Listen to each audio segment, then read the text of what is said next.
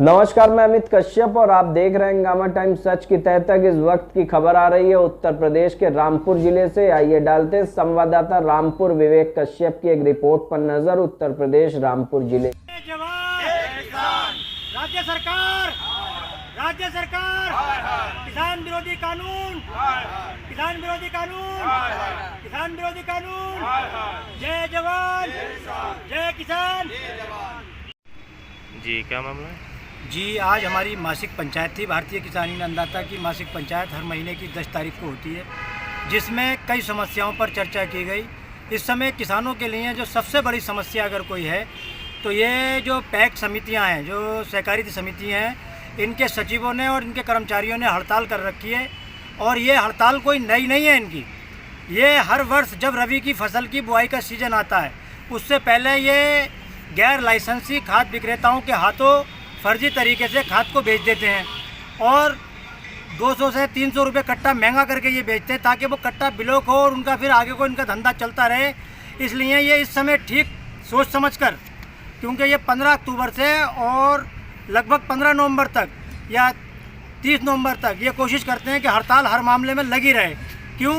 क्योंकि ये जो खाद इन्होंने ब्लैक किया है 200-300 रुपये कट्टा महंगा करके, वो मुनाफा कमा सकें, आगे को इनका बिजनेस चलता रहे। दूसरी समस्या इस समय जो चल रही है, मतलब पूरे उत्तर प्रदेश में जो बाढ़ से लगभग हर जिले का हर गांव प्रभावित हुआ है, लेकिन राज्य सरकार बार बार कह रही है कि रामपुर जो है उसमें आच्छादित नहीं है, क्योंकि रामपुर को ना के बराबर नुकसान हुआ, जबकि रामपुर की पूरी तरह से जितनी भी फसलें थीं वो बर्बाद हो गई हैं। तो प्रदेश के मुखिया यहाँ पर आए थे, बहुत बड़ी वादे करके गए हैं वो, और किसानों के लिए बहुत ज़्यादा घोषणाएँ करके गए हैं, जबकि धरातल पर कोई कार्य नहीं है।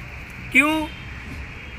कि रामपुर जनपद का जो नुकसान हुआ है वो हालात ये हैं कि अभी आप जाके देख लीजिए, हरजरतपुर, बैंजनी, इधर के बहुत बड़े इलाके में अब भी पानी भरा हुआ। तो उसमें जब पानी अब तक भरा हुआ है तो रबी की फसल की बुआई कैसे हो सकती है?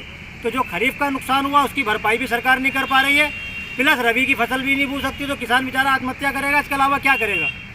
और मिलक नगर पालिका मिलक में सिंचाई विभाग की मिलीभगत से एक नाले पर भूमाफियाओं ने कब्जा कर रखा है, और कब्जा करने के साथ साथ उस पर मकान बना लिए हैं। और इतनी बेशर्मी की बात है कि वो नाला उन मकानों के नीचे से निकल रहा है, लेकिन तहसील प्रशासन या नगर पालिका परिषद कई साल से उसकी लड़ाई लड़ रहे हैं लोग कि हमारा ये मतलब नाले का पानी खुलना चाहिए। लेकिन तहसील प्रशासन, नगर पालिका बिल्कुल जो कहते हैं कुंभकर्ण की नींद सोए हुए हैं, बिल्कुल उस पर ध्यान नहीं दे रहे। हमने कल माननीय प्रधानमंत्री जी और अन्य उच्च अधिकारियों को इसमें जो लेटर हैं वो भेजे हैं, और उसमें अपेक्षा ये की है कि अगर 1 सप्ताह के अंदर लेटर पहुंचने के अगर कोई कार्रवाई नहीं होती है तो फिर नगर पालिका परिषद के अधिशासी अधिकारी जो हैं उनका पुतला मिलक तहसील के हर मोहल्ले में रोज़ाना फूंका जाएगा। क्यों? क्योंकि वो जो मतलब भूमाफियाओं से मिले हुए हैं और लोगों की ज़िंदगी से खिलवाड़ कर रहे हैं, जबकि सफाई व्यवस्था का ध्यान कहाँ